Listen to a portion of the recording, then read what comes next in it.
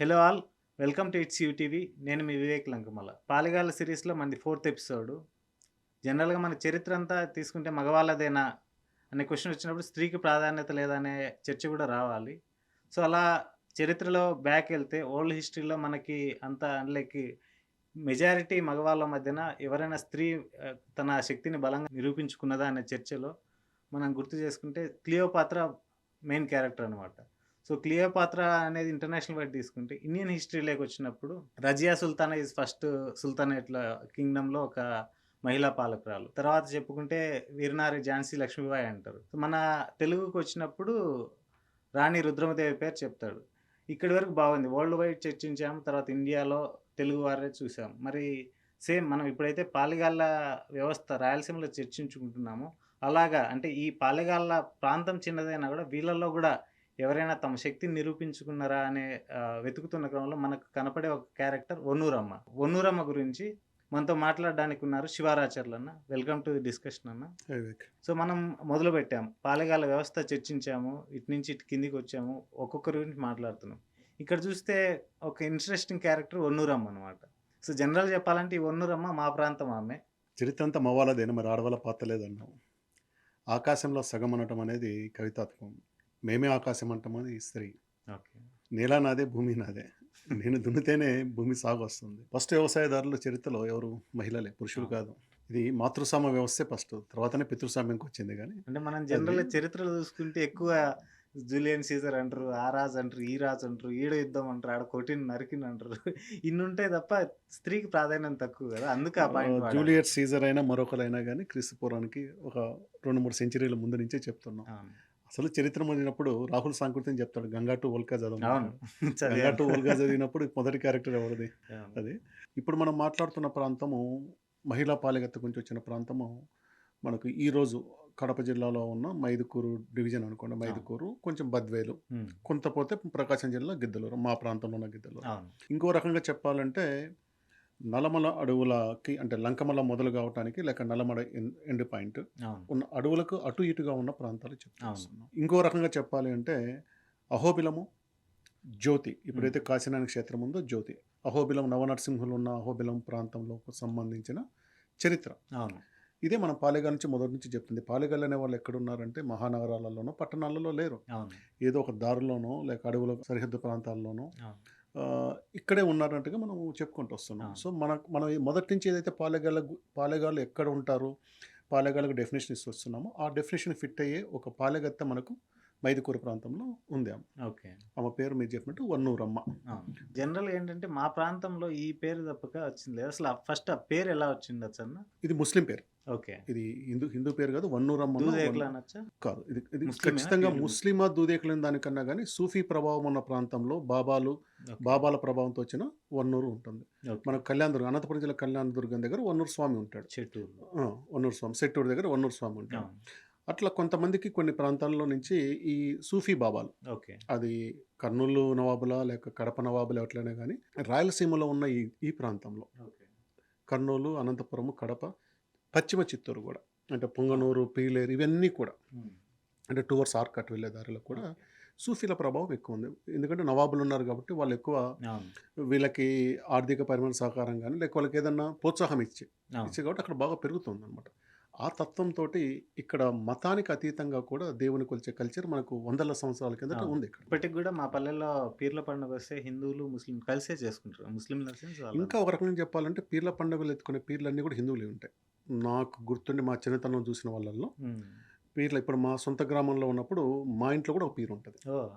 ఎక్కువ పీర్లేంటంటే ఇంటికొక పీరు పెట్టుకుంటారు. ఓకే. ఆడ నాకు తెలిసి 9 పీర్లో, 11 పీర్లో ఉంటాయి. నాకు కరెక్ట్‌గా గుర్తులేదు. ఓకే. ఒక్కొక్క పీర్ ఒకళ్ళ దగ్గర ఉంటది. ఆ అవును. నిర్వహణ బాధ్యత, దాని అజమాయిషీ మొత్తం మళ్ళీ ముస్లిం కమ్యూనిటీ కింద ఉండొచ్చు గానీ, అవును.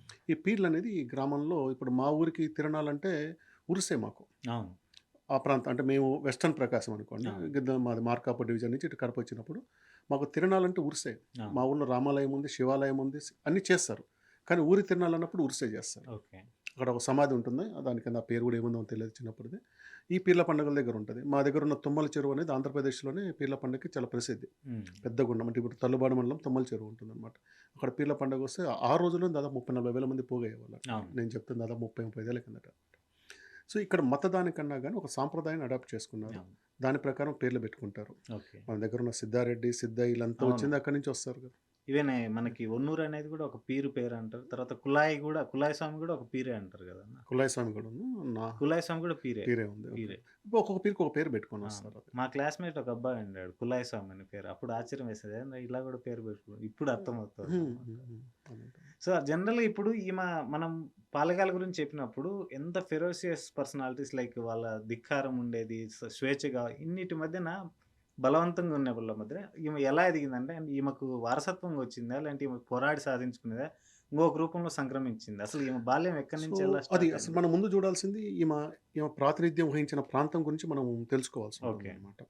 దాసలపల్లి ఒకటి, ఫస్ట్ రేకులకుంట. రేఖలు పుట్టింది రేకులకుంట. ఇప్పుడు రేకులకుంట అనేది ఎక్కడుంది? మైదుకూరు నుంచి బద్వేలు వెళ్ళేటప్పుడు రాణిబావి దగ్గర. రాణిబావి దగ్గర లెఫ్ట్ సైడ్ దగ్గర ఉంటుంది. రేకులకుంట దాని ఉంటుంది. పేరు కూడా పాత పేరైతే ఒత్తిమడుగు రేఖలకుంట అంటారు. ఒత్తిమడుగు అనేది వాగది. వాగు. ఒత్తిమడుగు రేకులకుంట. ఇంకో రేకులకుంట ఎక్కడో దగ్గరలో ఉండుంటది కాబట్టి, హ్మ్. వాగు పక్కన ఉంది కాబట్టి ఒత్తిమడుగు రేకులకుంట అని అంటారు దాన్ని. ఇంకొక రేఖలకుంట మనకి సోమశిల బ్యాక్ వాటర్‌లో పోయింది. అంటే బద్వేలు ఏరియానే అవును. కాబట్టి దీనికి ఒక వాగు పేరుతో చెప్పారు. ఒత్తిమడుగు వాగు అనేది అవును. ఆ రేకులకుంట దానికి వచ్చిందన్నమాట. ఓకే. అక్కడ ఉంటుంది. ఈమెమో వన్నూరమ్మ. ఆ! ఈయన తండ్రి పేరు వన్నూరయ్య. హ్మ్. తల్లి పేరు పీరమ్మ. అవును. అంటే తల్లిదండ్రులు ఇద్దరు పక్కా ముస్లిం పేర్లే. అది అవును. మనం సబ్ క్యాస్ట్ తీయొద్దు. అది అవునులే. సూఫీ ప్రభావంలో వచ్చింది కాబట్టి అది పెట్టుకుందాం. వన్నూరయ్య, హ్మ్. పీరమ్మ. అవును. సో వాళ్ళ అంటే వన్నూరమ్మ వాళ్ళ తాత అవును. పెద్దపోతు పోలయ్య. ఓకే. పెద్దపోతు అనేది పేరులో భాగం కాకపోయినా గానీ ఓకే. వాడుకలో వచ్చేస్తుంది ఓకే. పెద్దపోతు. ఈ పెద్దపోతు అనేది ఏంటంటే ఆ ప్రాంతంలో అంటే హ్మ్. బద్వేలు, మైదుకూరు ప్రాంతంలో ఒక 200 ఏళ్ళు, 300 ఏళ్ల కిందట పంచాయతీ చేసేవాళ్ళు. ఓకే. వీళ్ళేమి ఊరి మొత్తం కప్పం వసూలు చేసేవాళ్ళు కాదు. ఊర్లో పెద్ద మనిషి. పెత్తనం గాదు. బట్ ఒక కైండ్ ఆఫ్ పెద్ద మనిషి. పెద్ద మనుషులుంటారు. వీళ్ళు ఏమైనా పంచాయతీలున్నా, ఏమన్నా ఉన్నా గానీ వీళ్ళు చేస్తారు. వాళ్ళు పెద్ద పోతు అనే పేరుతో పిలుస్తారు. సో, వీళ్ళనే నగరి వాళ్ళు గూడా అంటారన్నా ఈ సేమేనా? ఈ ఈ దీనికి సంబంధించిన పెద్ద పోతుకు సంబంధించిన వాళ్ళంతా కూడా నగరి వాళ్ళు. ఇది నగరి వాళ్ళనే ఓన్లీ బద్వేలు ప్రాంతపు వాడుకేనా? పెద్ద పోతనేది మిగతా ప్రాంతాల్లో గూడా లేదు ఉంది. నేను అనుకుంటున్నది ఏంటంటే సిద్ధవటం సామ్రాజ్యం ఎంతవరకు ఉందో అక్కడ మీకంతా నగరి వాళ్ళనేది కనిపిస్తుంది. మనకు ఉయ్యాలవాడ నరసింహారెడ్డి చరిత్రలో కూడా ఉయ్యాల వాళ్ళు నగరిల్లోళ్ళు అంటారు మళ్ళీ వాళ్ళని. ఓకే. ఓకే. అక్కడ కూడా నగరిల్లు అనేది ఉంది. ఆ ముఠ మాది నరసింహారెడ్డి ముఠ అని చెప్పిన దాంట్లో కూడా నగరిల్లోళ్ళు అని చెప్పి మళ్ళీ సెపరేట్‌గా ఒకటుంది. ఓహ్! అక్కడ ఇంట్రెస్టింగ్. కూడా ఉందన్నమాట. హుహు. ఈ నగరి అనే దానికి ఏంటంటే ఒక రకమైన పెద్ద తరహా మనిషిలాగానే చూసుకోవాలి. ఓకే. అయితే చిత్తూరు జిల్లాలో ఉన్న నగరికి ఈ నగరికి సంబంధం లేదు. ఓకే. చిత్తూరు జిల్లాలో ఉన్న నగరి పూర్తిగా నది పేరుతో వచ్చిన నగరి అది. అవునులే. ఇవి మాత్రం నగరిల్లు అనేది మనకు మళ్ళీ మనము వేముల మన పీలేరు దగ్గర దానికెళ్ళి వేమన ఇల్లు ఇవేమని ఇల్లు. అవును. అక్కడ కూడా మళ్ళీ ఒక నగరి ఇల్లు ఒకటి ఉంది ఆడ. అవును. అక్కడ కూడా ఉంది. ఒంటిల్లుంది. నగరిల్లు. నగరి ఇల్లు ఉందన్నమాట. ఇదేంటంటే వాళ్ళు చేసిన పని వల్ల లేక వాళ్ళకి ఆ రోజు సమాజంలో ఉన్న హోదా వల్ల వచ్చిన పదమే నగరిల్లు అనేది. సో, ఇప్పుడు ఈళ్ళు పెద్ద మనిషి కాదు. లైక్ పెద్ద ఊరికి పోలే పెద్ద కాదు. మనిషి. ఊరి పెద్ద మనిషి గావచ్చు. పెద్ద తరహా మనిషి. పెద్ద తరహా మనిషి. ఒన్నూరయ్య నార్మల్ వ్యక్తి. సో, ఈమె ఇక్కడ రేకులకుంటలో పుట్టి సాకెర్ల కోటకి దుర్గాధిపతిగా ఎలా ఎదిగింది? అదే. వన్నూరమ్మ అంటే ఎవరంటే సాకెర్ల కోటని కేంద్రంగా పరిపాలించిన అవును. పాలెగత్త అంటారు. అవును. అయితే సాకెర్ల కోట ఎక్కడ వచ్చిందని దానికన్నా ముందు మనం వన్నూరమ్మ ఇక్కడ మొదలుపెట్టి నగరిల్లోలే పెద్ద మనుషులే గానీ వీళ్ళ అవును. వెనక పెద్ద పాలన ఏమి లేదు. ఈ పెద్ద పోలయ్య అనేట ఆయనకి ఏంటంటే తనకు పిల్లలు లేకపోవటం వల్ల అవును. అక్కడున్న మరి బాబా చెప్పారో ఎవరు చెప్పారో గానీ కళ్యాణదుర్గం నియోజకవర్గం సెట్టూరు వరకు పోయి వన్నూరు స్వామి దగ్గర మొక్కొనొస్తాడు. మొక్కుకొని. ఆ రోజుల్లో బద్వేలు ప్రాంతం నుంచి సెట్టూరు పోవడం అదే. అనేది ఊహకందని విషయం. అదే జిల్లా ఇది ఈ మూల నెల్లూరు బార్డర్‌లో బద్వేలు ఉంటే, అది కర్ణాటక బార్డర్‌లో కళ్యాణదుర్గం ఉంది. చాలా అదంటే ముందు గ్యాప్. పెన్నాను దాటాలి ఈళ్ళు. అదే. చిత్రావతిని పెన్నాను ఏడో పెన్నాను చోట దాటాలి. దాటాలి. చిత్రవతి దాటాలి. దాటాలి. అసలు అట్లా ఉండదు. మీరెప్పుడు నది వంకలో ఇన్ని కిలోమీటర్లని పోతారు. అవును. ఒక అడవి బాట పట్టుకొని పోతారు గానీ దాటిపోవటం అనేదంటే కల్చరల్ చేంజ్ వచ్చినట్లే అన్నమాట. అవును. కానీ అక్కడ ఏదో ఆయన బహుశా నేను అనుకోవడం అంటే ఆ ప్రాంతంలో సూఫీలు తిరుగుతూ ఉంటారు అవును. కదా! ఎవరో చెప్పుంటారు. వాళ్ళ మీద నమ్మకంతో పోయుంటాడు ఆయన. ఈవెన్ ఆ సంప్రదాయం గూడా భలే డిఫరెంట్‌గా ఉంటదన్న. నిప్పులు, నీళ్లు పోస్తారు ఒకేసారి. పీర్ల పండగ పీర్ల రోజులు పండుగ. చేస్తుంటారు అది. హ్మ్. గుండంలో దూకుతారు కదా! దాని మీద నడుస్తా ఉంటారు అవును. అది. ఒక్కో కల్చర్ ఇప్పుడు కొన్ని అమ్మవారి గుళ్ళ ముందు నిప్పుల మీద నడుస్తుంటారు. అవును. కానీ ఇక్కడంతా గుండంలో నుంచి ఇట్లా దూకి మళ్ళీ పైకి లేయాలన్నమాట. అవును. అది ఉంటుంది. ఓకే. సో, అట్లా పోలయ్య తన ముక్కోవటం వల్ల వన్నూరయ్య పుట్టాడు. హ్మ్. వన్నూరయ్యకి వన్నూరమ్మ పుట్టింది. హ్మ్. అంటే ఆ పేరుని కంటిన్యూ చేసుకుంటూ ఓకే. వచ్చారు. అదే. సో, ఈ రేకులకుంట నుంచి దాసర్లపల్లి అనే దానికి పెళ్లి చేసుకొని పోతది. అవును. దాసర్లపల్లి మనకి ఎక్కడొస్తుంది? మైదుకూరు నుంచి ఊరు చాగల మధ్యలో వస్తుంది. మధ్యలో. ఇప్పుడు దువ్వూరు చాగలపల్లి నువ్వు అటవీ ప్రాంతం కింద చూసుకున్నప్పుడు అది మైదుకూరు నుంచి వనిపెంట పోయే మార్గంలో లెఫ్ట్ సైడ్ ఉన్నట్టుగా చూసుకోవాలి. మైదుకూరు, వనిపెంట కాకుండా ఆ నుంచి ఉత్తరంగా వాయువ్య దిశగా అదే పోవాలి. అంటే అడవి మార్గం చూడు. ఈ రోజు అవును. నా హైవే చూడొద్దు. అవును. అడవి మార్గంగా చూసుకున్నప్పుడు నీకు అటు నుంచి వాయువ్య వస్తుంది. దిశలో ఉంటుంది. అవును. దాసలపల్లిలో పెళ్లి చేసుకుంటాం. ఓకే. అది కూడా పెళ్లి కూడా 14 ఇయర్స్‌కే అయిందంటారా? అది బాల్య వివాహం సహజమే. 1753లో పుట్టింది. 67లో మ్యారేజ్. మ్యారేజ్ 14 ఇయర్స్ అంటే ఆ రోజు అసలు బాల్య వివాహం అనకూడదే మనం. ఆ రోజున్న సమాజానికి. ఎందుకంటే ఆ రోజు 5వ సంవత్సరం 6, 7 సంవత్సరాలకి పెళ్ళిళ్ళు అయిపోతుంటాయి కదా. ఓకే. పెళ్ళిళ్ళై పెద్ద మనిషి అయిన తర్వాత కాపురానికి పోయే అవును. సంస్కృతి ఉన్న రోజుల్లో. అవును. ఒక రకంగా ఈమెకు కొంచెం లేట్‌గా అయినట్టుగానే భావించాలి. ఆ రోజు. ఆ రోజు కల్చర్‌లో చూసినప్పుడు. యాహ్! సో, దాసర్లపల్లికి వెళ్ళింది. ఓకే. ఈ దాసర్లపల్లి ఆయన ఎవరు? సిద్ధప్ప నాయుడు. సిద్ధప్ప నాయుడు. వీరినేని సిద్ధప్ప నాయుడు. వీరనేని సిద్ధప్ప నాయుడు. ఈ సిద్ధప్ప నాయుడు అనేటాయనకి ఆ ఏరియా మొత్తం కమాండ్ ఉంది. అహోబిలము అడవి ప్రాంతానికి సంబంధించిన ఏరియా మొత్తం కూడా అహోబిలం జ్యోతి కనుమ. ఆ కనుమ మీద ఇతని ఆధిపత్యం ఉంటుంది. మళ్ళీ మనం పాలెగాళ్ళు మొదట్లోనే చెప్పాము. పాలెగాళ్ళు ఎక్కడ ఉంటారు? అడవి మార్గంలో ఉంటారు, అవును. లేక సముద్రం దగ్గరలో రక్షణగా ఉంటారు, కొండల దగ్గర ఉంటారు, కనుమల దగ్గర ఉంటారు. ఎందుకు? భక్తుల మీద దాడులు జరగకూడదు, వ్యాపారం మీద దాడులు జరగకూడదు. ఆ పాయింట్ మనకు ప్రతి చరిత్రలో కూడా క్యారీ అవుతుంది చూడండి. అది ఆ కనుమ అంటే ఇటు నుంచి మీరు దక్షిణాది అంటే కడప వైపు నుంచి మీరు అహోబిలం పోవాలన్నా శ్రీశైలం వరకు వెళ్ళే దారికి ఈ చరిత్రకు సంబంధం లేదు. ఇది అవును. అహోబిలం వరకు వెళ్ళే దారి వరకున్న దాని మీద ఇతని ఆధిపత్యం, ఇతని సంరక్షణలో ఉంది. అవును. ఇతను ఎవరికి కప్పం కట్టాడు, ఎలా కట్టాడు అనే దానికి స్పష్టంగా లేకపోయినా ఆ ప్రాంతం అప్పట్లో మొత్తం సిద్ధవటం అవును. రాజ్యం కింద ఉంది కాబట్టి సిద్ధవటంలో ఎవరు పాలకులు ఉంటే వాళ్ళ కింద ఉండుంటారు. అవును. ఉన్నది. ఇది 18వ శతాబ్దం. అవును. మనం 1750 ఆ ప్రాంతంలో మాట్లాడుతున్నాం అవును. కాబట్టి అప్పటికి ఇది కడప నవాబు చేతిలోనే ఉందన్నమాట. అలింఖాన్. అలింఖాన్ చేతుల్లోనే ఉంటుందన్నమాట. సో ఈ సిద్ధయ్య నాయుడు ఇంటికి ఆమె కోడలుగా పోతుంది. ఈ సిద్ధప్ప నాయుడు మీరు గమనించింటే మనం ఫస్ట్ 2019 తర్వాత 20 ఫిబ్రవరిలో పోతాన్నప్పుడు వెళ్ళే దారిలో ఒక పెద్ద రాళ్ళగుట్ట వచ్చినప్పుడు సన్నపరెడ్డి వెంకటరామరెడ్డి మామ కొండపొలం బుక్లో రాసినాడు. ఒక జానపద గీతం కథలాగా ఉంటుంది. సిద్ధప్ప నాయుడు గుట్ట అని. సో ఆయన సిద్ధప్ప నాయుడు ఏంటంటే నైట్ టైం నెత్తి మీద కుంపటి పెట్టుకో అంటే ఈమె కోసం పోతే ఒక సుగాలి ఆడబిడ్డ అంటే ఆవులు కాసుకుంటూ కొండల్లో ఉండి సుగాలి ఆడబిడ్డ నెత్తిన కుంపటి పెట్టుకుని వచ్చేది చూపించారు. ఆ సిద్ధప్ప నాయుడు ఈ సిద్ధప్ప నాయుడు ఒకడే ఉండొచ్చు అన్న. అంటే మనకు అక్కడ ఉన్నది ఏంటంటే సిద్ధప్ప నాయుడు కొండను చూపించారు ఆ రోజు. రాళ్ళు వేస్తుంటారు మాన్యువల్ గా. మనం జ్యోతి నుంచి అహోబిలము నడకయాత్రలో పోతున్నాం, గరుడాద్రి పోతున్నప్పుడు సిద్ధప్ప నాయుడు ఆ ప్రాంతానికి ఇతను సంరక్షకుడు ఉన్నాడు కాబట్టి అతను అయి ఉండడానికి అవకాశం ఎక్కువ ఉంటుంది. అవును. సో ఇప్పుడు బ్యాక్ టు ఇతనికి ఇక్కడికి వచ్చాం, దాసరపల్లికి వచ్చాం. How she emerged as a Dasarapalli Siddhappa Naidu మరణం ఎప్పుడు జరిగింది అనేది మనకు కరెక్ట్ గా రికార్డు లేదు. అవును. అయితే ఆయన తమ్ముడు ఓబులపతి నాయుడు ఉన్నాడు. ఓకే. ఓబులపతి నాయుడు ఉన్నాడు. వీళ్ళు నాయుడు అన్నబట్టి ఈరోజు కుల కోణంలో ఫలానా కులం అనే చర్చ వచ్చినా వీళ్ళు పట్ర వంశస్థులు. పట్ర ఇప్పుడు కులంగా ఉంది. ఆ రోజుల్లో పాలయేకెట్లు, పట్రనాయుళ్ళు, బోయనాయుళ్ళు ఇట్లా కొంతమంది ఉంటారు కదా. అట్లా పాలెగాళ్ళల్లో వీళ్ళు పట్ర తెగనాల కులమనాలు ఏదైనా కులమే కులం పట్ర కులం ఉంది. రేకలకుంట వాళ్ళే ఉన్నారు. తర్వాత జాన్లవరం పట్ర వాళ్ళే ఉన్నారు. ఆ ప్రాంతంలో ప్రాబల్యం ఉంది. పట్ర వాళ్ళు ఉన్నారు. సో పట్ర కులస్తులు వీళ్ళు. సో ఓబులపతి నాయుడు. ఓబులపతి నాయుడు అంటే ఓబులపతి అనే పేరు గురించి మనం చెప్పాలి. ఓబులం నుంచి వస్తుంది. ఓబులం అనేది మహోబిలానికి ఓబులం అవుతుంది అనమాట. అది దాన్ని ప్రకృతి వికృతిలాగా చూసినప్పుడు భాషలో ఓబులం అవుతుంది. ఓబుల వారి పల్ల, ఓబులక్క పల్ల, ఓబులయ్య, ఓబులమ్మ. ఈ మనకు మైదుకూరు, మార్కాపూర్ డివిజన్లలో ఈ పేర్లు బాగా కనిపిస్తాయి. చెన్నారం పూర్వముల దగ్గర మా తాత పేరు పెద్ద ఓబుల్ రెడ్డి, మా బావ పేరు ఓబుల్ రెడ్డి, మా మామ పేరు ఓబుల్ రెడ్డి ఉంటాయి. వీళ్ళందరూ కూడా నరసింహస్వామి పేరుతో నరసింహస్వామి పెట్టుకున్నట్లుగా ఉంటుంది అనమాట. మా కందుల ఓబుల్ రెడ్డి మాజీ ఎమ్మెల్యే, మినిస్టర్ చేసినాడు కదా ఆయన.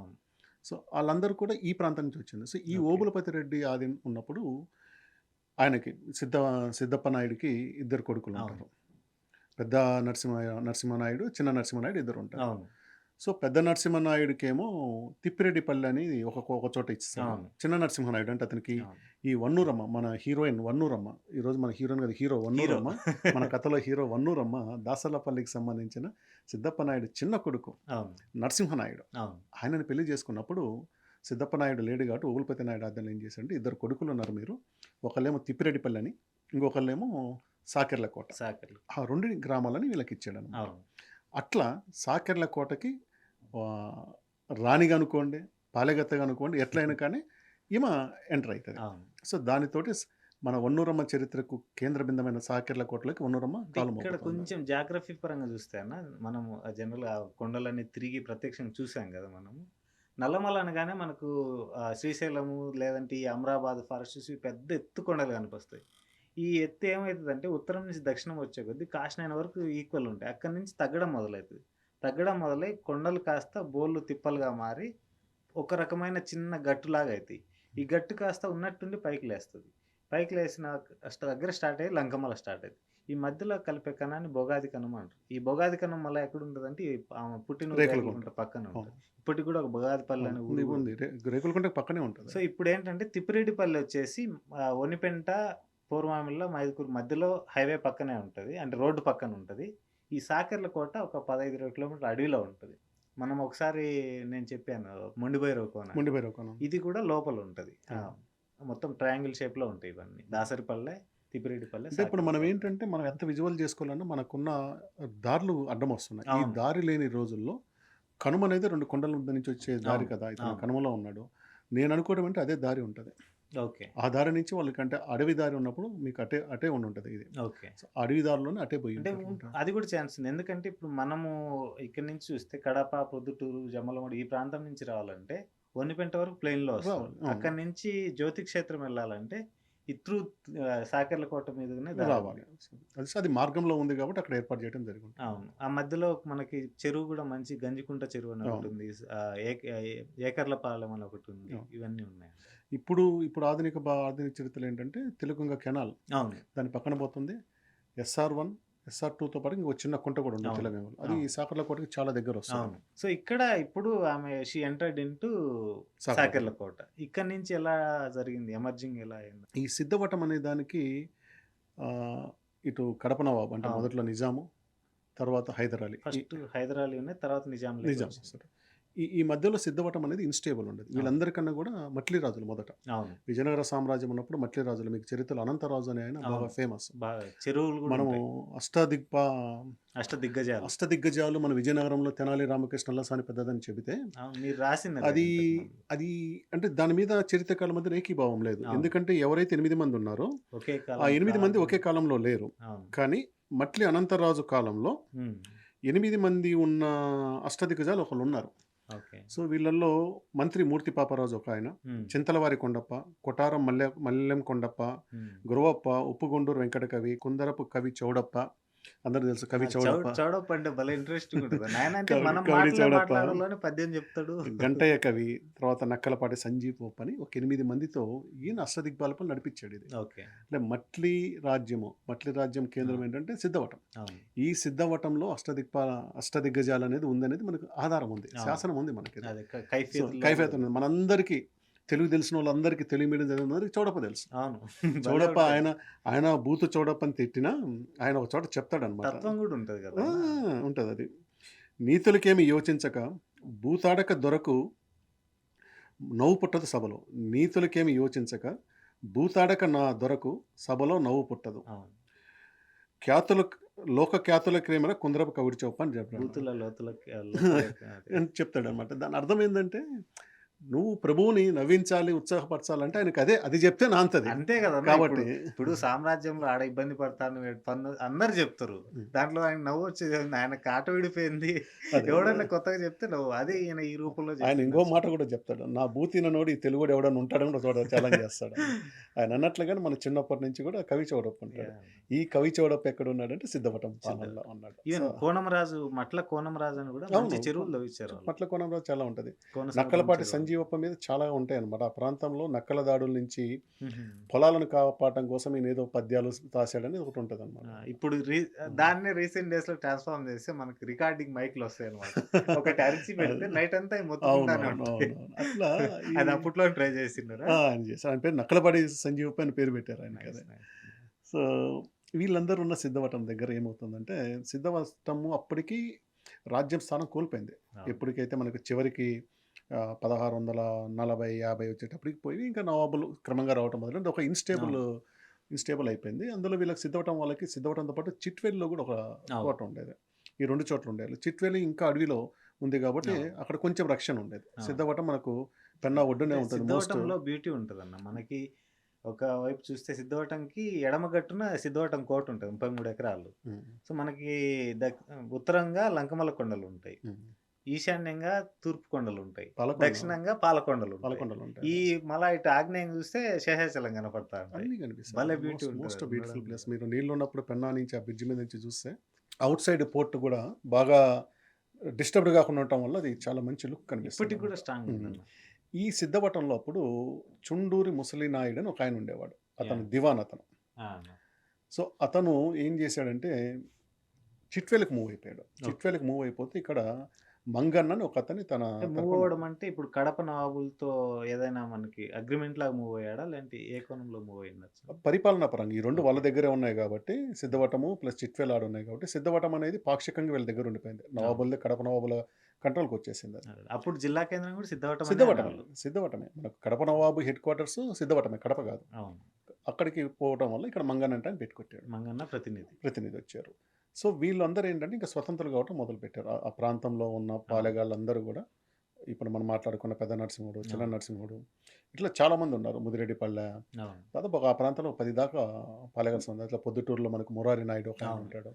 తర్వాత చాగలమరిలో సత్యమ్మ కోటలో ఇంకొక ఆయన ఉంటారు. ఆ, వీళ్ళందరూ కొంత వస్తూ ఉన్నారు. 1771కి వచ్చేటప్పటికి ఆ మంగన్న వీళ్ళ మీదకి దాడికి వస్తాడు. ఓకే. ఈ తిప్పిరెడ్డిపల్లెలో ఉంటాడు. అప్పుడు నరసింహారెడ్డి, పెద్ద నరసింహనాయుడు. పెద్ద నరసింహనాయుడు ఉంటాడు. ఆయన మీదకి దాడి వచ్చినప్పుడు అన్నదమ్ములు ఇద్దరు, పెద్ద నరసింహనాయుడు చిన్న నరసింహనాయుడు ఇద్దరు కలిసి అవును. చేసినప్పుడు ఆ దాడిలో అంటే వాళ్ళు కొంచెం పవర్ఫుల్ ఉన్నారు. వీళ్ళు చిన్నవాళ్ళు, అవును. ఎరుగు పాలేగాలైనా గ్రామాలే, కొన్ని అవును. గ్రామాలే ఉన్నాయి. పెద్ద సైన్యం ఏముండదు, మా అయితే ఒక 40 మంది 50 మంది అంతే. మాత్రమే ఉండేది ఉంటుంది. అవును. ఒక రకంగా చెప్పంటే వైకింగ్స్ ఫస్ట్ ఎపిసోడ్లో వాళ్ళు ఒక 5 ఒక 10 మంది 20 మందిని అంతే. కూడగడతారు కదా, అట్లాంటిదే ఇది. ఇక్కడ అవును. ఏం సైన్యం అన్నమాట వందల మంది వేల మంది ఏమి ఉండేది కాదు. అవును. అంటే మీరు ఇప్పుడు వైకింగ్స్ అంటే గుర్తొచ్చిందన్న. మనం అదంతా చూస్తే జనరల్ గా మనకి ఆ కట్ అండ్ పీసెస్ ఉన్న చరిత్ర ఇట రిజెంబ్లెన్స్ ఇప్పుడు కనపడుతుంది వైకింగ్స్ నాకు. ఏంటంటే సముద్రం మీద అదే. ఎత్తుకుంటూ పోయారు. అంతే. వీళ్ళు వాళ్ళు కూడా ఏంటంటే ఆటలే. అడవి దారిలో అవకాశాలు పెట్టుకొని పోయారు వీళ్ళు. అదే. ఇక్కడ రిజెంబ్లెన్స్ కొంచెం అంటే మీరు ఉంటుంది. ప్రస్తావించిన తర్వాత గుర్తొచ్చింది.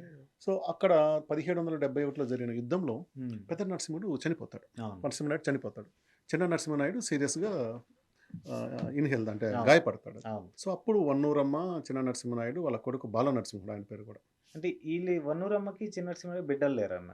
వాళ్ళిద్దరూ పెద్ద నరసింహనాయుడు కొడుకులు. ఇద్దరు కొడుకులు ఉంటే ఇద్దరిని బాల వీళ్ళే బాల నరసింహుడు. బాల సో నరసింహనాయుడు. వీళ్ళ ముగ్గురు కలిసి ఫస్ట్ పొద్దుటూరు ఉన్న మురారి నాయుడు దగ్గరికి పోతారు. ఓకే. అక్కడ ఒక సంవత్సరం ఎంత ఉంటారు. అక్కడ మళ్ళీ ఇన్స్టేబుల్గా నుంచి పక్క నుంచి చాగలమర్రి సత్యమ్మ కోటకు వస్తారు. అంటే నేనిన్న దాంట్లో ఏంటంటే ఆ ప్రొద్దుటూరు పోయినోళ్ళలో ఇతను నరసింహనాయుడు, చిన్న నరసింహనాయుడు, బాల నరసింహనాయుడు ఈమె అడవిలోకి పారిపోయిందని విన్నాను. సో అప్పుడు అదే ఆమెకి పోరాటం నేర్పించింది.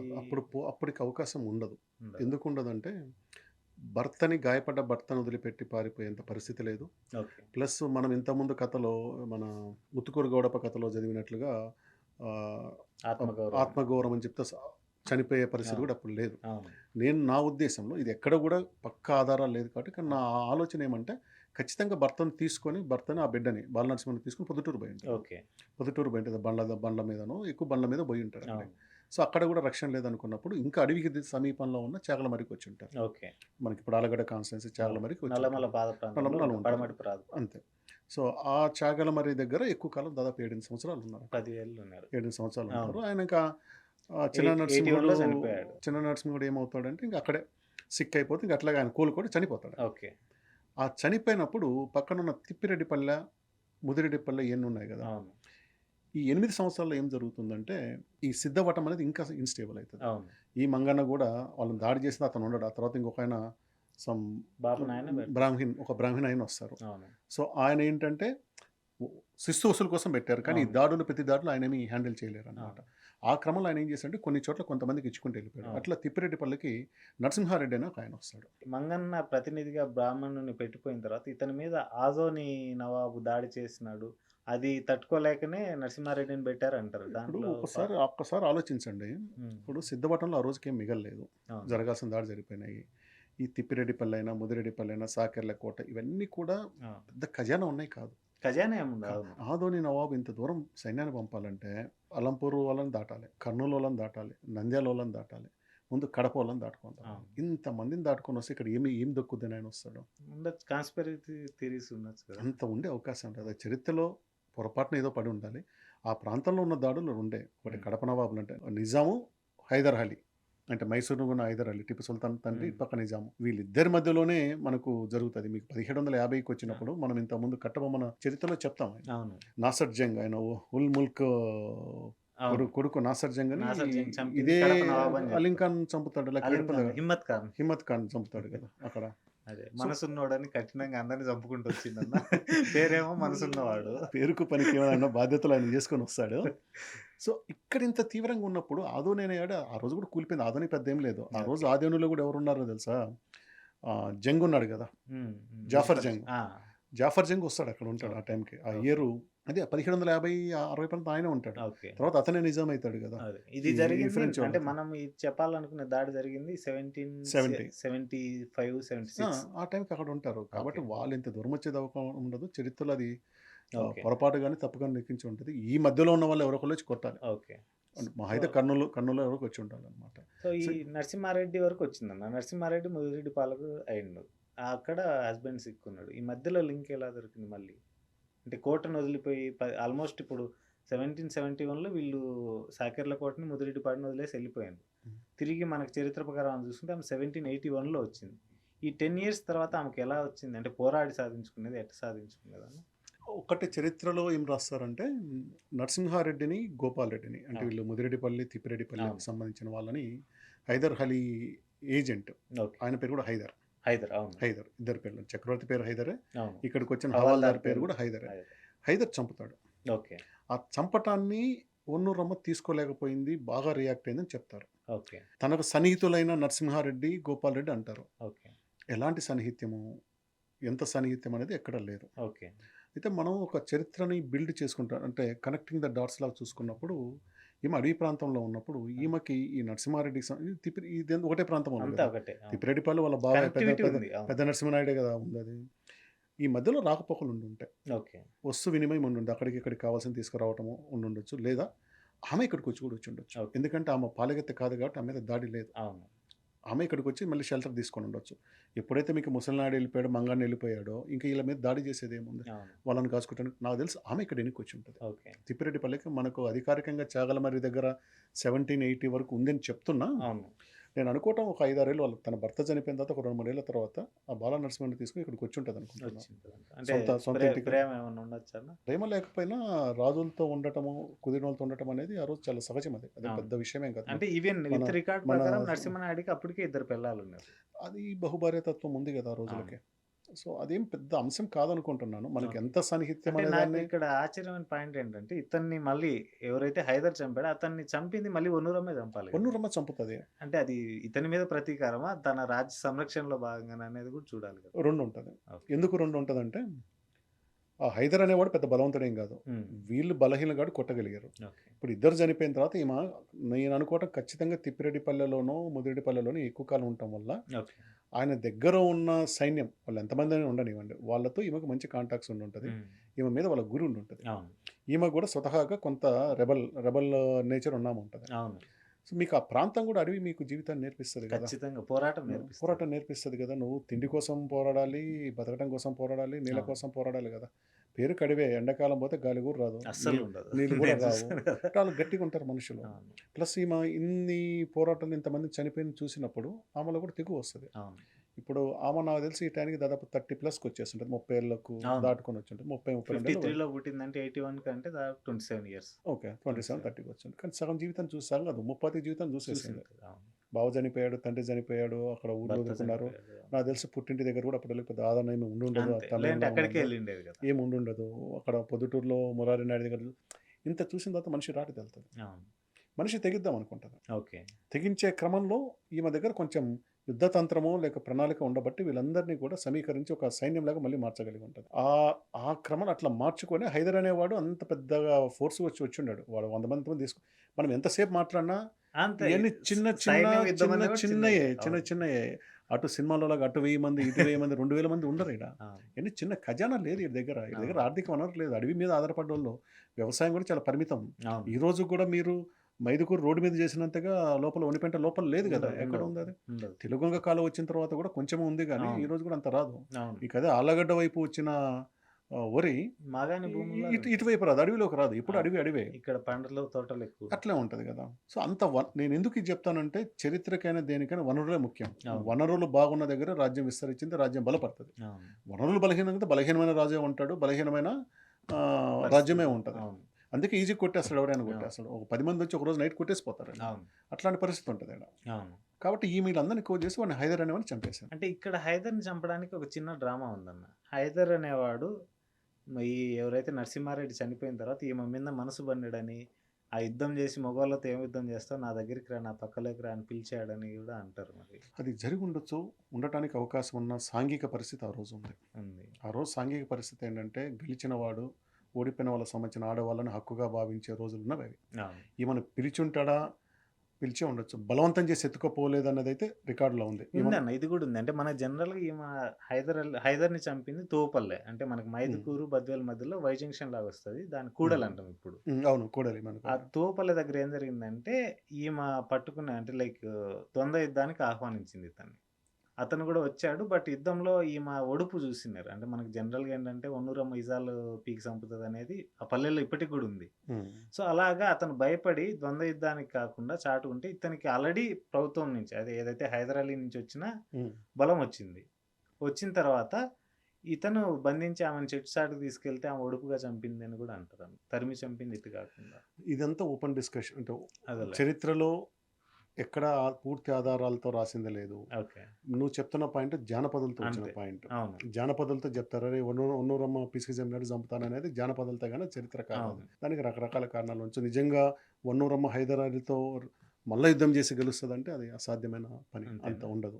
ఓకే. ఖచ్చితంగా ఈమె కత్తిసామో కర్రసామో ఏదో ఒకటి వచ్చి ఉండాలి, నేర్చుకొని ఉండాలి. గెరిల్లా వార్ టైప్‌లో కొట్టుండాలి. ఎక్స్‌పర్ట్ అనుకుంటా. గెరిల్లా వాళ్ళు ప్లస్ ఈమె స్వయంగా ఎంత యుద్ధం చేసిందో తెలియదు కానీ యుద్ధం నడపగలిగిన కెపాసిటీ ఉన్న లేడీగా మనం అదే చూడాలి. ఆమె రాజ్యం కూడా చూసుకుంటే 81 నుంచి చనిపోయే 96 వరకు ఆమె 15 ఏళ్ళు ఉంటుంది. నిలుపుకునేది. అయితే ఈ 15 ఏళ్ళకి ఒక కారణం ఉంది. ఓకే. Total instability. హుహు. అక్కడ మూడో కర్ణాటిక్ యుద్ధం జరిగిన తర్వాత 1792లో జరిగిన తర్వాత అవును. హైదర్ అలీ ఓడిపోయిన తర్వాత నిజాం. ఆయన ఈస్ట్ ఇండియా కంపెనీతో సెటిల్మెంట్ చేసుకోలేకపోతున్నాడు.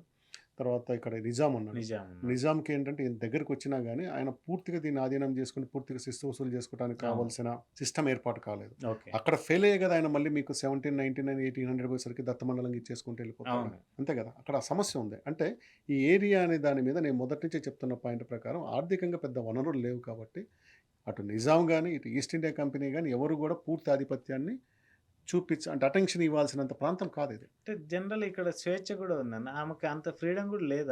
ఆమె చేసిన దాంట్లో ఇద్దరు ఫౌజ్దార్లను చంపింది. ఆమె మీదికి ఒక 500 మంది సైన్యం జడ్జాయిలు అంటారు కదా మన చిన్న సైజు ఫిరంగులు ఇది తీసుకొని వెళ్తే ఆమె అడవిలోకి తిరిగి అడవిలోంచి దాడి చేసింది. అది ఆమెని కొట్టాలనుకున్నప్పుడు ఆమె తిప్పిరెడ్డిపల్లెలోనూ కొద్దికాలం సిద్ధవటంలో కూడా ఉంది. ఆమె సిద్ధవటం కూడా ఉంది. అంటే ఈడేందానికి ఇది సిద్ధమైపడి ఈమె ఎవరు చాలా టఫ్ లేడీ ఉంది, మనం ఊహించిన దానికి ఫస్ట్ ఇద్దరిని చంపినమ్మటే చాలా సీరియస్గా తీసుకుంటారు అన్నమాట. చక్రవర్తి ప్రతినిధిని చంపడం అంటే చిన్న విషయం కాదు, చాలా పెద్ద నేరం. హవాల్దార్ హైదర్ని చంపడమే చాలా అది డేరింగ్. సో ఈమె బలం ఏంటో అంచనా లేక వాళ్ళు ఏం చేశారంటే పూర్తి స్థాయిలో సిద్ధమై వచ్చి ఉంటారు. అందుకే ఫిరంగులు తీసుకొని వచ్చి ఉంటారు. అలా కోట ఉంది కొడదాం అనుకుంటే ఆమెకు తన బలం పట్ల అవగాహన ఉంది, తనతో పాటు ఉన్న సైన్యం పట్ల అవగాహన ఉంది కాబట్టి ఆమె కోటను వదిలిపెట్టి అదిలోకి వెళ్ళిపోతుంది, గిరిలో యుద్ధం చేస్తుంది. ఓకే. అంటే ఇక్కడ ఆమె రాజ్యం సంక్రమణ క్రమం పోరాటం కంటే నరసింహారెడ్డి నుంచి వచ్చింది అంతే. నరసింహారెడ్డి నుంచి ఎలా వచ్చింది అనే దాని మీద మనం స్పష్టంగా క్లారిటీ చెప్పలేము కానీ తిప్పిరెడ్డిపల్లి నుంచి మొదలైంది. ఆమె పోగొట్టుకుంది సాకర్ల కోట. తిప్పిరెడ్డిపల్లి నుంచి మొదలవుతుంది, ఆటోమేటిక్ సాకర్ల కోట వస్తుంది. వీళ్ళిద్దరిని నరసింహారెడ్డిని మళ్ళీ మనం కన్ఫ్యూజ్ అవ్వడం. వాళ్ళు నరసింహనాయుడు భర్త రెడ్డి, ఈయన నరసింహారెడ్డి, తర్వాత ముదిరెడ్డిపల్లి గోపాలరెడ్డి ఉంటారు అనమాట. ఈ ముదిరెడ్డిపల్లి గోపాలరెడ్డి నరసింహారెడ్డి వీళ్ళు ఆ చుట్టుపక్కల ఉన్న వాళ్ళు చాలా మందిని మనకు నంద్యాలంపేట ఒకటి, తర్వాత ఇది ఎలుమూరుకొండ, మోటుగడ్డ, కొమర్ల రచ్చకోట ఇవన్నీ ఉంటాయి. కొమర్ల రచ్చకోట మంచి పాయింట్ తీసుకొచ్చారు. ఆ ప్రాంతంలో వాళ్ళు ఉన్నారు. వాళ్ళకు వన్నూరమ్మకి మధ్యలో సఖ్యత ఉంది. లేదు అనేది నేను నరసింహారెడ్డికి వన్నూరమ్మకి సఖ్యత ఉంది. అది ఎలాంటి సఖ్యత అన్నదాన్ని మనం స్పష్టంగా చెప్పలేము. చరిత్రలో ఉన్న 3 రకాల జానపదాలు అనుకున్న రకము, లేదంటే ఇద్దరు కలిసి ఉన్నారా, అది మనం దాన్ని కంక్లూడ్ చేయలేము. అయితే కొచ్చెల కోట విషయం మంచి పాయింట్ అనమాట. కోమర్ల రచ్చకోట ఈమె వచ్చిన తర్వాత మిగిలిన వాటిని కూడా ఒకదాన్ని కొట్టుకుంటూ పోయింది. దాదాపు 5 దుర్గాలకు వచ్చేస్తుంది అనమాట. అయితే కోమర్ల రచ్చకోటని కొట్టలేకపోతుంది ఆమె. ఎందుకంటే వాళ్ళ మధ్య యూనిటీ ఎక్కువ ఉంది. 100 మంది ఉన్నారు. వాళ్ళు ఉండటమే కుటుంబంలో 100 మంది ఉన్నారు. వాళ్ళని కొట్టడం కష్టమైపోతుంది. వెలమదొరలు అది కూడా వెలమదొర అన్నది కొమరోల మండలం, అంటే గిద్దలూరు దగ్గర ఉండే కొమరోళ్ళ దగ్గర ఉన్న కొమర్ల రచ్చకోట. అంటే అది పేరు కొమర్ల రచ్చకోటే కానీ జాగ్రఫికల్గా చూసుకుంటే ఇది కొమర్ల రచ్చకోట గంజికుంటకు ఉత్తరంగా ఉందన్న, దగ్గరలో ఉంటుంది. గంజికుంటకు ఉత్తరం కొమరోలు మండలము ఉంటుంది. పేరు అట్లా ఉండొచ్చు కానీ జాగ్రఫీలు చూసుకుంటే ఈ సాకర్లకోట పడమటి దిక్కున గంజికుంటకు ఉత్తరంగా ఉంది. అంటే ఇప్పుడున్న ఊర్లలో ఏ ఊరి దగ్గర వస్తుంది అది? ఇప్పుడు ఆ సీబండ్లో మునిగిపోయింది కదా. సీబండ్లో పోయి ఉంటుంది. ఆ ఊరు. ఓకే. అంటే నాకు తెలిసి ఇది ఇప్పుడున్న కల్సపాడు ఏరియాకి దగ్గరగా వస్తుంది అనుకుంటాను. వనిపెంటే వనిపెంటకి వస్తుంది. వనిపెంటకి వస్తుంది. ఓకే, వనిపెంట అటు దగ్గరికి. అక్కడ వస్తుంది. అంటే బహుశా అక్కడ పాలకుడు ఇది ఇలా కింద ఉండొచ్చుండేమో అప్పటికి. ఉండొచ్చేమో అంటే ఉండొచ్చు. మేబీ దానివల్ల కొమరోలు అయితే స్పష్టంగా రాశారు, గిద్దలూరు కొమరాలు అని రాశారు దాంట్లో. ఓకే. ఇంకో కొమరోలు మనకి ఇక్కడ లేదు. అంటే ఈమెని మనం ఇంతసేపు జనరల్ ఇవన్నీ చెప్తానే ఈయన వల్ల ఒక రకమైన హీరోయిక్ మీరు అన్నట్టు హీరోలాలే వస్తుంది. బట్ జనరల్ చూస్తే ఇక్కడ ఒక ట్రాజెడీ ఉందన్న మనకి. బ్లాక్ డే ట్రాజెడీ అంటారు కదా. ప్లాసీ బెంగాల్లో 20 మంది బ్రిటిష్ అని అంటే ఏమో 100 మందిని చంపిందన్న. అదే కోమల రచ్చకొట్ట విషయం చెప్పిన చాలా ఆశ్చర్యం కలుగుద్ది అన్నమాట. అదే అది అయితే దానికి కొంత మళ్ళీ అభూత కల్పన ఏమో అన్నది కూడా కోలం అంటే ఉంటుంది. 100 మంది అంటే వాళ్ళ అన్నదమ్ములు ఎవరు కూడా అందరు తింటుంటే అందరు ఆకులు లేచేంత వరకు ఒకరు కూడా లేడనేది ఒక వాళ్ళ మీద ఉన్న కొమర్ల రచ్చకోట సంప్రదాయం. సో అక్కడ వాళ్ళల్లో ఒకని కొడుకు పుట్టి ఆ సంబరంలో వాళ్ళు ఉన్నప్పుడు ఈమె అంటే అప్పటికప్పుడు ఇమ్మీడియట్ చేసింది కాదు. ఈ బ్యాక్ ఎండ్లో ఎవరైతే ఆ కోటకి పాలు తీసుకెళ్ళి ఒక యాదవ్ కులస్తురాలు ఆమెతో స్నేహం చేసి రహస్య మార్గం కనుక్కునేది. తన సైన్యంతో వచ్చి వీళ్ళని 100 మందిని చంపిందంట. సాధ్యమేనా అదన్న? సో ఇలాంటి 3 చరిత్రలు వస్తాం మనం. ఓకే. ఒక చరిత్ర ఇక్కడ మనము మాట్లాడుతుంది 1781 తర్వాత సంగతి, అంతే కదా. 81 ఆమెకు తిప్పిరెడ్డిపాలెం వచ్చింది కాబట్టి 82లో నవంబర్లో జరిగి ఉంటుంది. 86, 87 అని నేను సరే. ఈ 1780 దశకంలో అందాం అది. సో అక్కడ కోమర్ల రచ్చకోటలో గోపీదేవి అనే దేవతని పూజిస్తారు. ఓకే. ఈ గోపీదేవి ఎవరంటే మనకు గోపికలకు సంబంధించిన దేవి, శ్రీకృష్ణుడికి సంబంధించిన దేవి. ఒక ప్రత్యేకమైన పేరుతో ఆమె రుక్మిణినా సత్యభామ మనకు తెలియదు. మోస్ట్లీ రుక్మిణీదేవి ఉంటుంది. ఆమెను పూజిస్తారు. ఆ కల్చర్ ఉంది. ఆ కల్చర్ల వల్ల అనేది ఏంటంటే ఒకసారి మనం ఆకులు అన్నం పెట్టుకున్న తర్వాత అది పూర్తయ్యేంత వరకు లేయకూడదు, ఎవరు లేయకూడదు. అందరూ ఒకేసారి చేయి గడుక్కోవాలి, అంటే తినే ముందు గడుక్కోవాలి, తిన్న తర్వాత గడుక్కోవాలి అనేది ఉంటుంది. ఆ సాంప్రదాయం ప్రకారం వాళ్ళు అన్నం తింటున్నప్పుడు వచ్చి చంపింది అంటారు. ఇది నిజంగా నిజమవుతుందా అంటే 2 ఉదాహరణలు చెప్తాను. బోయకొట్టంలో 12లో వాళ్ళు ఒకేసారి ఏం చేస్తారు, అందరిని కూడా విందుకు ఆహ్వానం చేసి అక్కడ చంపాడని చెప్తారు. దీనికన్నా తర్వాత సంగతి మనకు ముక్త్యాల వెంకటాద్రి నాయుడు ఉన్నప్పుడు నరుకులపాడు అనే ఒక ఊరు దగ్గర వాళ్ళకి అప్పుడు తగ్గులతోటి, అంటే పిండారీలు తగ్గులు దోపిడి వాళ్ళతో ఉన్నప్పుడు ఆయన వాళ్ళందరినీ విందుకు పిలుచుకొచ్చి కాంప్రమైజ్ చేసుకొని అక్కడ వాళ్ళకి అన్నంలో మొత్తం మంది పెట్టి చంపాడని చెప్తారు. అట్లాగే విజయనగర సామ్రాజ్యాన్ని కూడా ఇలాంటిది ఒకటి ఉంటుంది. ఇది మన ఇప్పుడు బొబ్బిలి విజయనగరం కూడా ఒకటి ఉంటుంది అన్నమాట. చరిత్రలో ఇట్లా చంపడం అనేది అక్కడక్కడ కనిపిస్తాం. ఇవన్నీ నమ్మాలా లేదనేది చెప్పే మనము, వినే వాళ్ళు చూడాలి. నేను వ్యక్తిగతంగా నమ్మనది సాధ్యం కాదు. నీ సాంప్రదాయం కోసం ప్రాణం వదులుకుంటాడు మనిషి అనేది లేదు. అంతిమంగా మనిషికి కావాల్సింది ప్రాణమే. ఆ ప్రాణం కోసం ఇంత చేశారు. నీ ప్రాణం పోయిన తర్వాత నీ సాంప్రదాయం నిలబడుతుందా లేదనేది అది ఉండదు. ఇంకొకటి ఏంటంటే నీ మనసు ఏం చెప్పినా నీ శరీరం రియాక్ట్ అవుతుంది. నీ పక్కనోడి మీద కత్తి పడ్డప్పుడు నా మీద కత్తి పడుతుందంటే సినిమా స్టైల్లో కూర్చొని చేయటం సాధ్యం కాదు. దాడికి ప్రిపేర్ అయ్యారు, సడన్ గా వచ్చింది. 100 మంది చనిపోలేరు దాడిలో. కొంతమంది అయినా పారిపోవడానికి అవకాశం ఉంది కదా, ఆమెను ఓడించలేకపోవచ్చు. కొంతమంది అయినా ఇప్పుడు 100 మందితో పాటు వాళ్ళ చుట్టుపక్కల 500, 600 మంది కొంతమంది అయినా పారిపోవడానికి అవకాశం ఉంటుంది కదా. అలాంటి లేకుండా 100 మందిని చంపాలంటే ఒకటే, ఆ పాలల్లో విషయం పెట్టి వాళ్ళందరూ మొత్తం మంది పెట్టాలని చంపాలి, లేదా ఇది అభూత కల్పన అయి ఉండాలి. నేను చెప్పినట్టు బోయకొట్టంలో 12లో అట్లాగే నరుకులపాడు ఏంటంటే వెంకటాద్రి నాయుడు ఆయన మొత్తం మంది పెట్టాడని చెప్తారు. సో మొత్తం మంది పెట్టారు కాబట్టి వాళ్ళు ఇంకా రెసిస్ట్ చేయలేరు. మనకు 12వ శతాబ్దం కదా, శతాబ్దం 12. సో ఇప్పుడు ఇంత చేసిన ఈమె చావు కూడా అంతే క్రూరంగా ఉంది కదన్నా. అతి క్రూరంగా ఉంటుంది. మీరు అసలు ఈ చావులు ఎలా ఉంటాయని దానికి మనకు కరణం బాలసుబ్రహ్మణ్యం పిల్లయ్య గారు రాసిన బోయకొట్టం 12లో అది చదవాలన్నమాట. మన ఊహకి ఈ రోజు కూడా ఒళ్ళు జలదరిస్తుంది. ఏంటి ఇట్లా కూడా చంపారంటే వాస్తవంగా చంపారు, చాలా క్రూరంగా చంపారు. ఒక చంపటం కన్నా కూడా అసలు మన ఇళ్లలో పిల్లల్ని చిన్నప్పుడు ఎలాంటి దండన వేస్తారు ఈరోజు జనరేషన్ తెలియదేమో. కోదండం వేయటం అంటే ఎవరికైనా తెలుసా? కుక్కిరాయి వేయటం అంటే తెలుసా? అంటే సొంత పిల్లలకి కొంచెం, అంటే అది ఆ రోజున్న పరిస్థితికి అది సరిపోయింది. మిరపకాయ వేసి వాడిని ఇంట్లో పెట్టి ఘాటేస్తే అవన్నీ ఈరోజు యూ కాంట్ ఇమాజిన్ ఏమో, సాధ్యం కాదు. చావులు అంతకన్నా తీవ్రంగా ఉన్నాయి. రేప్ చేసి చంపినవి లేవు చరిత్రలో.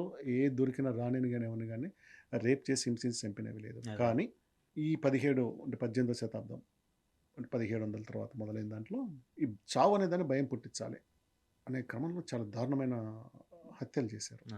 ఇప్పుడు ఈమె ఎందుకు ఎలా దొరికిందంటే మేము యుద్ధంలో యుద్ధం చేసి దొరకలే. సో ఈమె నీరసించిపోతుంది, వాడు నీరసిస్తున్నాడు.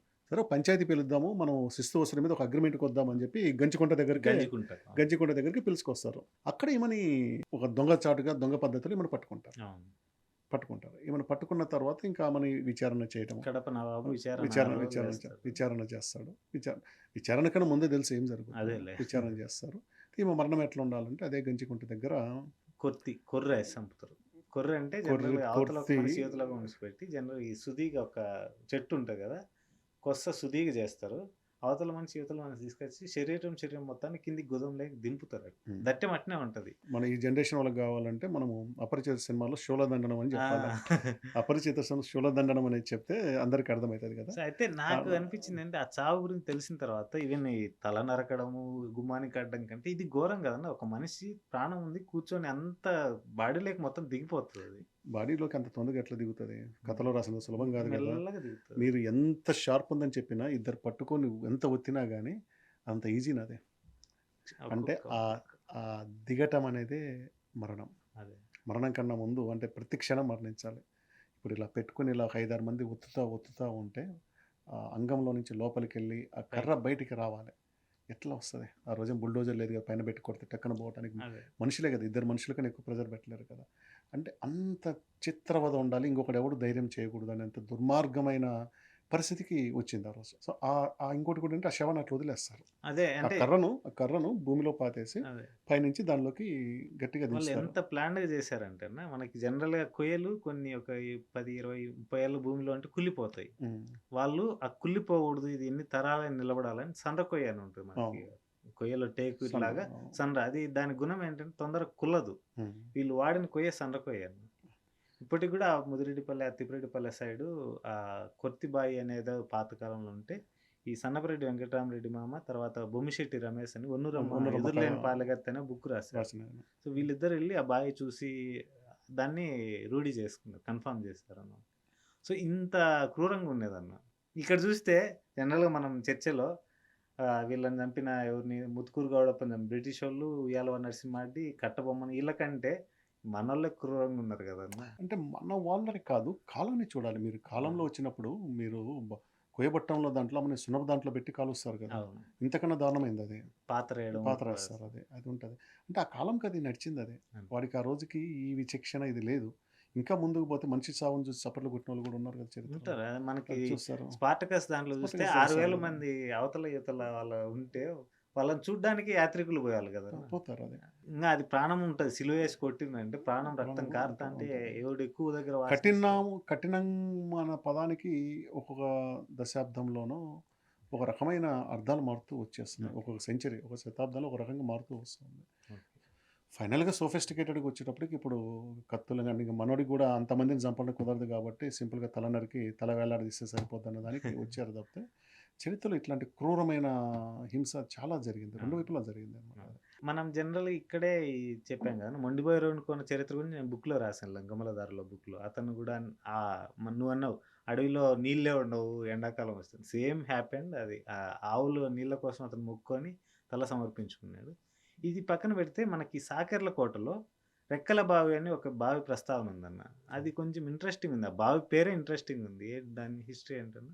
ఈమె ఒక సొరంగ మార్గం ద్వారా స్నానానికి చేయటానికి స్నానం చేయడం కలిసిన చెరువు దగ్గర పెట్టేటప్పుడు సొరంగ మార్గం ఉంటుంది. ఓకే. సాకెర్లకోట నుంచి లోపలికని పెడతారు. దానికి రెక్కల బావి. సో, ఆ సొరంగం ఉంటుంది. ఆ సొరంగంలోని ఈమె సంపాదించిన కొల్లగొట్టింది ఈమె కొల్లగొట్టిందంతా పెట్టుకుంటారు. దానికి ఒక సంరక్షకుడు ఓకే. గడ్డం లక్ష్మి అని ఒక ఆయన ఉంటారు. గడ్డం లక్ష్మి. ఆజానుబాహుడు 6 అడుగులు ఉంటారని చెప్పి ఈమె చివరి దశలో అతనే మనకు దీంట్లో ఉంటది 'వైకింగ్స్‌లో' గ్లీడా వచ్చినప్పుడు ఒకతను ఇంత హైట్ వెయిట్ ఉంటుంది. దాదాపు 8 అడుగుల హైట్‌లో చూపిస్తుంటారు కదా! అవునవును. సో, ఆ రోజు జనాభాకి తన గురించి అంత ప్రత్యేక వర్ణన చేశారంటే, ఆ రోజు జనాభా కన్నా తన సగటున ఎక్కువ ఎత్తున్నట్టు, ఎక్కువ బలంగా ఉన్నట్టు అనుకోవాలి. ఉండొచ్చు. అలాంటి మనిషిని ఇతని బాడీగార్డ్‌గా పెట్టుకొని ఉంది. అది చూసుకుంటాడనేది ఉంటుందన్నమాట. ఓకే. సో, ఈమె ఆ రెక్కల మార్గంలోనే వెళ్ళిపోతుందని చెప్తారు. చెరువు దగ్గర పోయి స్నానం చేసి రావటానికని. ఓకే. అది కూడా నా ఉద్దేశంలో అద్భుత కల్పన. ఎందుకంటే అంత రహస్య మార్గంలో రుద్రమదేవి సినిమాలో రుద్రమదేవి పోయి ఉంటదేమో గానీ, ఆమె కూడా వాస్తవం పోయి ఉండదు. అదేలే. ఎందుకంటే రామప్పకోటలో ఉన్న చుట్టూ చెరువులు ఉన్నాయి కదా! ఈమెకున్న పాలికంత ఉండదు గానీ, అక్కడ రెక్కల బావి అనేది ఒకటి ఉంది. ఈమె వాడుకున్నది ఉంది. కొంత ఖజానా దాచిపెట్టుకొని ఉంటారు ఓకే. ఖచ్చితంగా. దీన్ని ఎందుకు ఇది హిస్టారికల్ అయిందంటే మనకు పాతాళ భైరవిలో ఈ సీన్ ఒకటి ఉంటది. ఆహా! రెక్కల బావిలో దొరుకుతుందని. సో ఈ ఇన్స్పిరేషన్తోనే పాతాళ భైరవిలో వచ్చింది అని చెప్పడం వల్ల దీనికి ఎక్కువ ప్రాముఖ్యత వస్తా ఉండొచ్చు. ఉంది. ఎందుకంటే బిఎన్ రెడ్డి సింహాద్రిపురం, పులివెందుల తలక ఆయన సేమ్ జిల్లానే. వినుంటారు. వాళ్ళ చిన్నతనంలో ఈ కథలన్నీ వినుంటారు. హ్మ్. సో వాళ్ళు కూడా ఆయన ఆయన కూడా కథలో ఇన్వాల్వ్ అవుతారు. ఇలాంటివి ఏదో పెట్టుకొని ఉండొచ్చు. సో ఇప్పుడు ఈ చర్చ ఇప్పుడు ఒన్నూరమ్మ షీ నార్మల్ ఫ్యామిలీలో పుట్టింది. ఒక పెద్ద ఫ్యామిలీకెళ్ళి కోడలుగా అయింది. ఇంకొక అతనికి స్నేహితురాలుగా ఉండి ఎమర్జ్ అయింది. చనిపోయింది. ఇదంతా జరిగింది నల్లమల్ల, లంకమల్ల మధ్యలో ఉన్న పాద ప్రాంతం. సో ఇక్కడ ఇంట్రెస్టింగ్ పాయింట్ ఏందంటే దీనికి ఒక 15, 20 కిలోమీటర్ల దూరంలో బ్రహ్మంగారు ఉన్నారు. అంటే ఆ బ్రహ్మంగారు జీవ సమాధి ప్లేస్ అదే. ఆయన మనవరాలు ఈశ్వరీదేవికి ఈమె కాంటెంపరరీ. సో ఇప్పుడు మనం బ్రహ్మంగారు కాలజ్ఞానం తీసుకుంటే ఆయన ఈ దేశాన్ని ఒక ముండమోపి వెళ్తుందని ఇందిరాగాంధీ గురించి చెప్పారని అందరూ అంటారు. ఈతను అంటే ఇప్పుడు దాదాపు 20వ శతాబ్దంలో వెళ్ళిన ఇందిరాగాంధీ గురించి చెప్పగలిగినోడు తన పక్కనే అంటే దాదాపు 20 కిలోమీటర్ల మధ్యలోనే ఒక పాలగెత్త ఎమర్జ్ అవుతుందని ఊహించలేకపోయాడు. ఇది చెప్తే కాంట్రవర్సీ అంటారు. బట్ జస్ట్ దీంట్లో కాంట్రవర్సీ ఏం లేదు. అయితే బ్రహ్మంగారి మీద మన స్టాండ్ ఏంటంటే చాలా ముఖ్యం. ఆయన విజనరీ అనుకోవచ్చు, లేదా ఆయన ఒక తత్వవేత్త అనుకోవచ్చు, లేదా ఆయన దేవుడు అనుకోవచ్చు, ఏదైనా అనుకోనివ్వండి. ఓకే. కానీ ఆయన కొన్ని ఈ ఫోర్స్ ఆఫ్ థింగ్స్ కాలజ్ఞానం అనే దానికే కాలజ్ఞానం అంటే కాలంతో జరగబోయే మార్పుల గురించి అవును. రాసుకుంటూ వచ్చాడు. దాంట్లో చాలా ప్రతి ఏం జరిగినా కానీ బ్రహ్మంగారు అప్పుడే చెప్పని పెద్ద నీళ్ళు ఇప్పుడు రాస్తారు. కానీ మాకంటానే బ్రహ్మంగారు అవన్నీ చెప్పాలి. బ్రహ్మంగారు కొన్ని విషయాలు చెప్పారు. ఓకే. ఆయన చెప్పింది ఏంటంటే ఈ దేశాన్ని పరిపాలిస్తే ఎట్లని కాదు, పురుషులే కాదు మహిళలు కూడా పరిపాలిస్తారు. ఓకే. అది ఈయన బ్రహ్మంగారు ఎప్పటి నుంచి వస్తారు మనకు second half of 17th century అంటే అవును. 1650 తర్వాత నుంచి ఇది ఉంటుంది 1693లో డెత్. డెత్. అంటే దానికి అప్పటికి ముందు ఒక ఆయన 70 ఏళ్ళ ఆయన చనిపోయేటప్పటికి ఆయన 75-80 ఏళ్ళ మధ్యలో చనిపోతారు. అదే. ఈయన చాలా చాలా ప్రపంచాన్ని చూశాడు. చాలా మంది బయట నుంచి వచ్చిన వాళ్ళని చూశాడు. వేమన కూడా ఇతను కలుస్తాడు ఒక సందర్భంలో. ఇద్దరు కాంటెంపరరీ. కాంటెంపరీ కాదు, ఈయన కానీ చిన్నవాడు. ఓకే. కానీ ఈయన ఉన్నప్పుడు వేమన వస్తాడు, ఆ ప్రాంతానికి వస్తాడు. ఓకే. వేమన దాదాపు ఈయన తర్వాత 30-40 ఏళ్ళు బతుకుతాడు అనుకుంటాను. అవును. 1700 1736లో అంతవరకు ఉంటాడు ఈయన కానీ వయసు రీతి ఇంత కూడా కలుస్తాడు. ఓకే. అంటే ఈయనకు ఉన్న సంగ్రహ శక్తి, విషయశక్తి ఉంది చాలా చెప్పాడు. కానీ పర్టికులర్ ఇందిరాగాంధీ అవుతాను ఇంకో ఇది కాదు. సో బ్రహ్మంగారికి ఈ సబ్జెక్ట్లో సంబంధం లేదు. బ్రహ్మంగారి మనవరాలు ఈశ్వరేమ. ఇప్పుడు మీరు ఈ వనిపంట నుంచి ఈరోజు మనకున్న దారి కూడా మల్లేపల్లి పోయి దారి పోయినా ఒకటే, లేదా వనిపంట దగ్గర నుంచి ఈశ్వరేమ గుడహాల నుంచి పోయే ఊరు ఉంటుంది కదా, ఈ ప్రాంతంలో ఉన్నవాళ్ళు వీళ్ళంతా. మిట్టమానపల్లి మీద బ్రహ్మంగారి మఠంలో ఏ పాలెగెత్త కానీ పాలెగాడు కానీ లేడు. కేవలం బ్రహ్మంగారు ఉండటం వల్ల బ్రహ్మంగారి మఠం ఈరోజు చరిత్రలో నిలిచింది. కానీ లేదంటే దానికి 4 వైపుల కొండల మధ్యలో ఉన్న ఊరే కదా.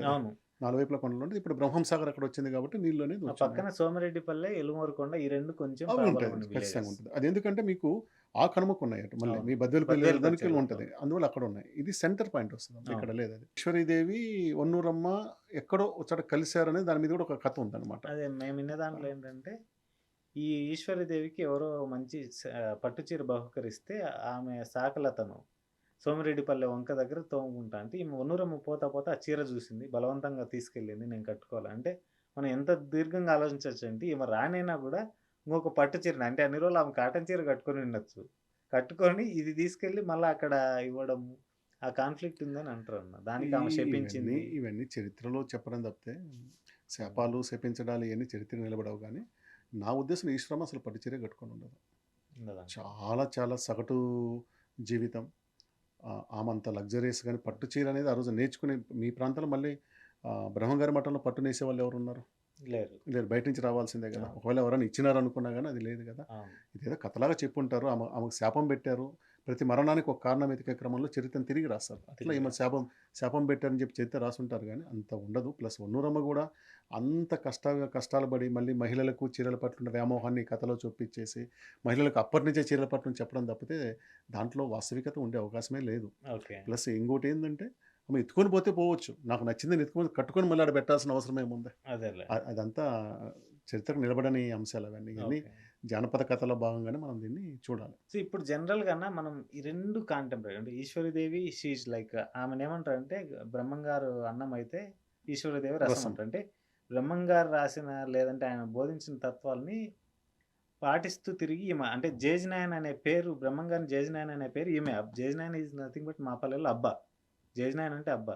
మా అబ్బా తాత అనుకోవచ్చు, తాత చెప్పిండని చెప్తూ తిరిగినది అంటారు అన్నమాట. ఇప్పుడు జేజనాయ అంటే తండ్రికి తండ్రి. అవును. అంటే ఈమె తల్లికి తండ్రి.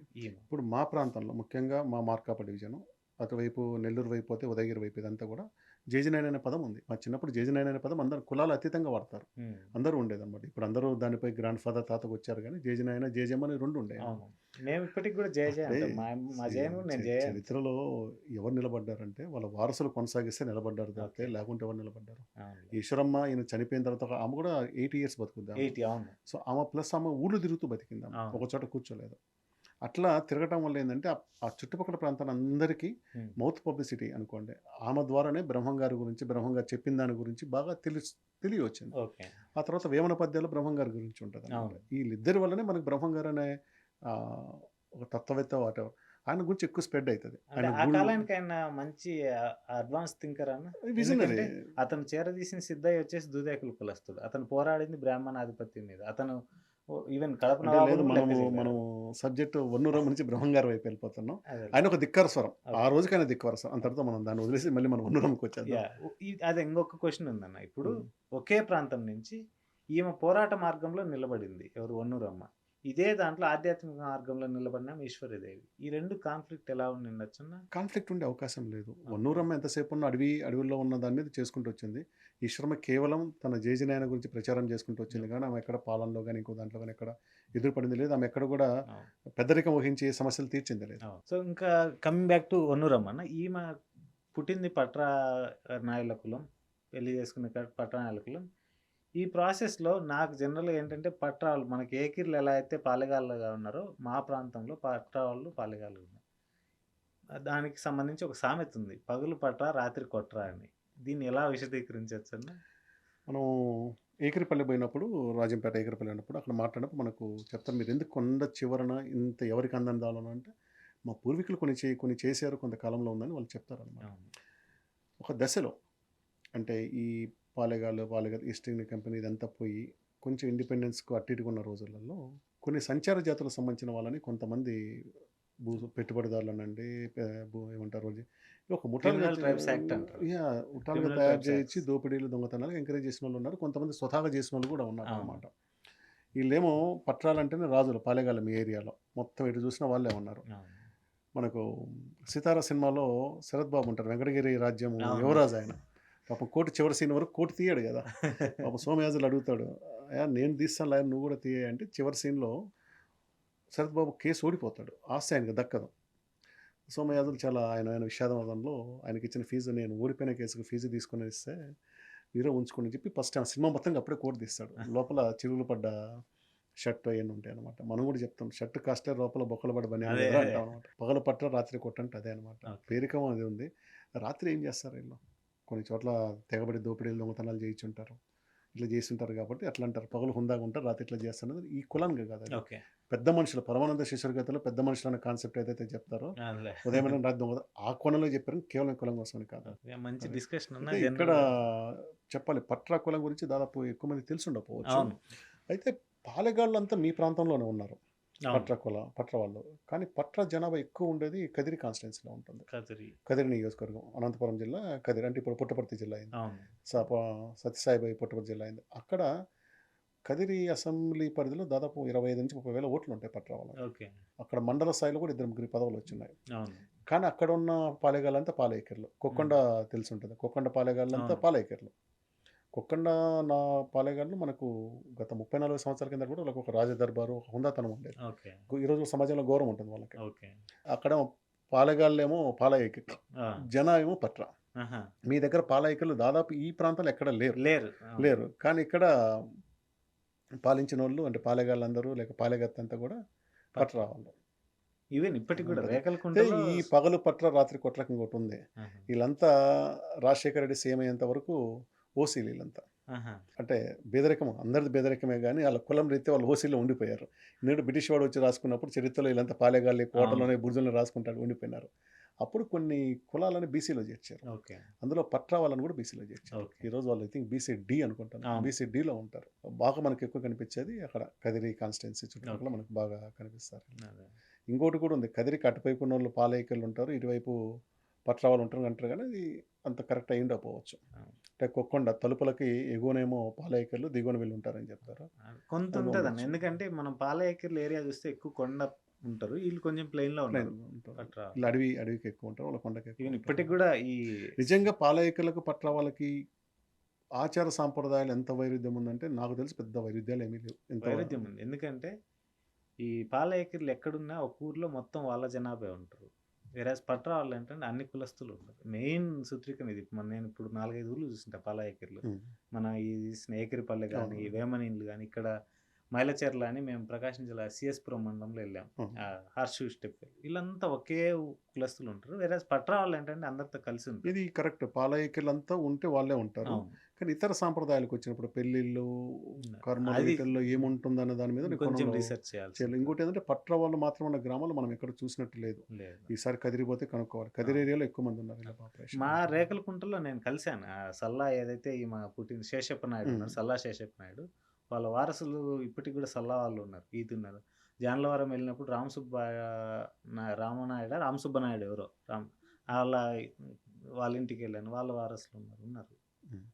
సో ఇది ఓవరాల్గా అయితే జనరల్గా ఒక ప్రాంతానికి సంబంధించిన ఈ చర్చలో భాగంగా మనం ఇద్దరిని గుర్తిద్దాము. ఒకటి సనపరెడ్డి వెంకటరామరెడ్డి గారు అవును స్వాతిలో వన్నరమ్మ గురించి రాస్తున్నారు. చాలా అంటే కాలంగా జనరల్గా రాశారు. తర్వాత ఆయన బొమ్మిశెట్టి రమేష్ బోటనీ లెక్చర్ అనుకుంటాను, ఆయన కూడా చేశారు. అవును. అంటే ఒక చరిత్రకి గుర్తింపు అనేది ఎప్పుడు కూడా అవసరం అది. ఖచ్చితంగా అది సో ఇలాంటి ఒక పాలెగత్తని మనకు పరిచయం చేసినందుకు వాళ్ళిద్దరికి కూడా మనం ధన్యవాదాలు చెప్పాలి. ఇంకో గుడ్ న్యూస్ ఏంటంటే ఇదే పాలెగత్త మీద సన్నపరెడ్డి వెంకటరామరెడ్డి మామ తొందరలో ఒక నవల రాయబోతున్నాడు. బహుశా నవల వస్తే ఇంకా విస్తారంగా ఆయన మామూలుగా ఆయన రాసిన ఒంటరి కొండ పొలంలో ఎట్లయితే నేను రాసిన చిత్రీకరించారు, ఎట్లయితే ఆ ప్రాంతాన్ని చిత్రీకరించారో ఈ విషయం గురించి ఎక్కువ రాయగలిగే అవకాశం ఉంటుంది. ఈవెన్ వీళ్ళిద్దరు ఒక టీమ్గా బొమ్మిశెట్టి రమేష్ అన్న సన్నపరెడ్డి మామ ఇద్దరు కలిసి ప్రతి ప్రాంతానికి తిరిగారు.